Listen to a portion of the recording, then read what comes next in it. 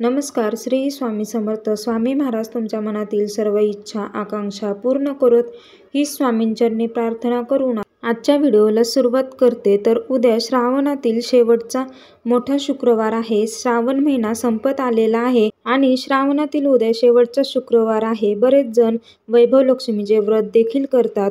माता लक्ष्मीला शुक्रवार आणि मंगळवार हा अत्यंत प्रिय आहे. त्यामुळे आपण मंगळवारी आणि शुक्रवारी जे उपाय करतो तर त्याचे आपल्याला फळ मिळत असते. आपला शुक्र ग्रह जर का मजबूत नसेल तर आपल्याला अनेक अडचणींचा सामना करावा लागतो आणि ज्या व्यक्तीचा शुक्र ग्रह हा मजबूत असतो तर त्या व्यक्तीला कधीच कुठल्याही अडचणी येत नाहीत. त्याच्या घरामध्ये अखंड लक्ष्मी प्राप्ती होते. त्याचबरोबर लक्ष्मी ही स्थिर राहत असते. त्याला कधीच कोणत्याही समस्या येत नाहीत. तर त्यामुळे शुक्र ग्रह मजबूत होण्यासाठी आपल्याला उद्या एक विड्याचं पान आणि 5 वेलचीचा प्रभावशाली उपाय करायचा आहे. अत्यंत प्रभावशाली असा हा उपाय आहे. माता लक्ष्मीला वेलची ही अत्यंत प्रिय आहे. माता लक्ष्मीला आकर्षित करण्यासाठी आपल्याला हा वेलचीचा उपाय करायचा आहे. तर उद्या आपल्याला काय करायचं आहे, बरेच जण वैभव लक्ष्मीचे व्रत देखील करतात. तर जे करत नाही त्यांनी देखील माता लक्ष्मीची पूजा करायची आहे आणि शेवटचा शुक्रवार आहे त्यामुळे आपल्याला विधिवत पूजा करायची आहे. तुमच्याकडे जर का फोटो किंवा मूर्ती असेल तर मूर्तीवर तुम्हाला अभिषेक घालायचा आहे. तुम्ही हळद कुंकू मिश्रित पाण्याने देखील अभिषेक घालू शकता. त्याचबरोबर जर का तुमच्याकडे श्रीयंत्र असेल तर त्याच्यावर आपल्याला कुंकुमार्चन करायचं आहे. श्रीसूक्त पठण करायचं आहे. श्रीसूक्त पठण करत कुंकुमार्चन करायचं आहे. त्याचबरोबर आपल्याला माता लक्ष्मीला गुलाबाचं फुल अर्पण करायचं आहे. कमळाचं फुल असेल तर अवश्य अर्पण करा. मोगऱ्याची फुलं असतील तर अवश्य त्याचा गजरा अर्पण करा. कारण माता लक्ष्मीला गुलाब कमळ हे खूप खूप प्रिय आहे. आपल्याला विधिवत लक्ष्मीची सेवा करायची आहे. त्यानंतर आपल्याला हा उपाय करायचा आहे. तर आता हा उपाय अगदी साधा सोपा आहे.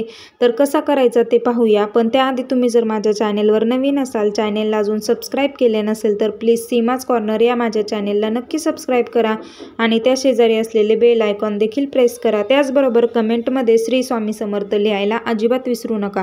तर उद्या शेवटचा शुक्रवार आहे. आपल्याला आपल्या घराची स्वच्छता करायची आहे. हळदीचं लेपन आपल्या उंबरठ्यावर लावायचं आहे. हळदीने स्वस्तिक काढायचं आहे आपला जो मुख्य प्रवेशद्वार आहे त्याच्यावर. त्याचबरोबर हळद मीठ टाकून आपली फरशी पुसून घ्यायची आहे. जाळे घरातील काढायचे आहेत. तर स्वच्छता करून आपल्याला विधिवत देवीचा अभिषेक करून पूजा करायची आहे. तुम्ही देवीची ओटी देखील भरू शकता. त्यानंतर आपल्याला हा उपाय करायचा आहे. तर यासाठी आपल्याला एक नागवेलीचं नागिनीचं पान लागणार आहे. त्याचबरोबर 5 हिरवी वेलची लागणार आहेत. तुमच्याकडे जर का नागवेलीचं पान नसेल तर तुम्ही आंब्याचं पान घेतलं तरीही चालेल. नंतर हा जो उपाय आहे तर तो आपल्याला आपल्या देवघरासमोर बसून करायचा आहे. त्यानंतर आपल्याला देवघरासमोर बसायचं आहे. हे विड्याचं पान आपल्याला तेथे ठेवायचं आहे. हे विड्याच्या पानावर आपल्याला हळदी कुंकू अक्षता फूल व्हायचं आहे. त्यानंतर आपल्या हातामध्ये आपल्याला ज्या 5 आपण वेलची घेतलेल्या आहेत त्या घ्यायच्या आहेत आणि आपल्याला 16 वेळा श्री महालक्ष्मी अष्टकमचं पठण करायचं आहे. हे बघा, आपल्याला ही सेवा करायची आहे आणि सेवा आणि उपाय ह्या दोन्हीची जेव्हा एकत्र जोड असेल तर तेव्हा त्याचं आपल्याला नक्कीच फळ मिळत असतं. आपण ज्या सेवा करतो तर त्याला उपायांची देखील साथ भेटत असते. त्यामुळे आपल्याला अशा प्रकारे ही सेवा करायची आहे. त्यानंतर 16 वेळा महालक्ष्मी अष्टकम म्हणून झाल्यानंतर आपल्याला त्या ज्या काही वेलची आहेत तर त्या आपल्याला त्या पानावर ठेवायच्या आहेत.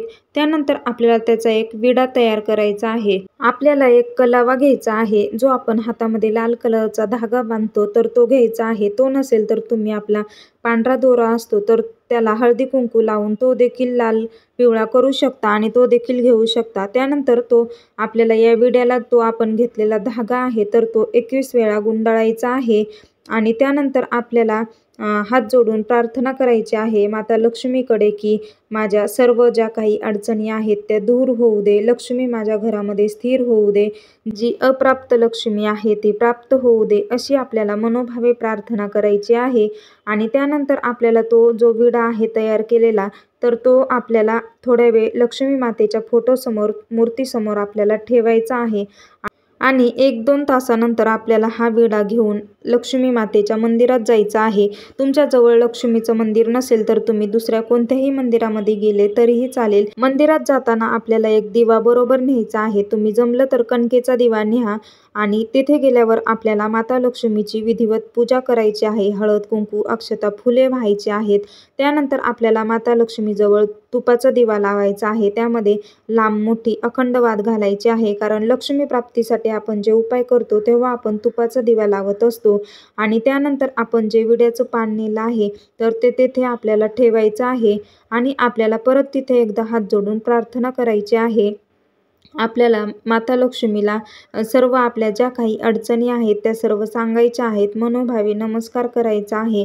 तर अशा प्रकारे हा अत्यंत प्रभावशाली उपाय आपल्याला उद्या करायचा आहे. उद्या दिवसभरामध्ये तुम्ही कधीही हा उपाय करू शकता.